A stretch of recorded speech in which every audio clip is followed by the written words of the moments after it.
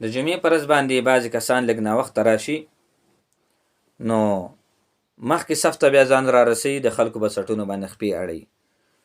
نو دا مسله یاد ساتئ چې کم کسان مخکې راشي نو هغې دې مخکې صفونو کې کینی، مخکې صفونه دې ډک کړي، نو رستو کسان چې راځي هغې به ورپسې رستو کینی. بیا خو کم کس چې رستو راشي او د خلکو په څټونو باندې خپې اړوي، مخکې صف ته ځان را رسوي، نو د دې نه په احادیثو کې ډېره سخته منع راغلې ده. د ابو داود شریف حدیث دی، یو صحابي فرمایي چې یو کس راغی، جاء رجل يتخطى رقاب الناس يوم الجمعة والنبي صلى الله عليه وسلم يخطب، فقال له النبي صلى الله عليه وسلم اجلس فقد آذيت.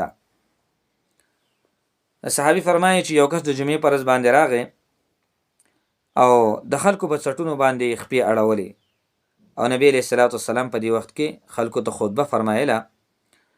پس نبی علیه الصلاة والسلام ته وفرمایل چې په خپل ځای باندې کښېنه، تا خو خلکو ته ضرر ورسو.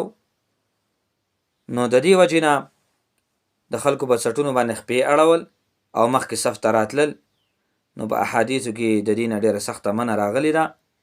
کم ځای کې چې سړي ته ځای میلاویږي بس هلته کې دې کښېني، مخکې صف ته کوشش دې نه کوي، مخکې صف ته دې ځان نه را رسوي. چې د مخکې صف خواهشمن وي نو هغې له پکار دی چې په وخت باندې راشي، مخکې راشي او مخکې صف هغه فضیلت حاصل کړي. دغه شانتې ورپسې چې کوم دی نو کسان راځي هغې دې ورپسې کښېني.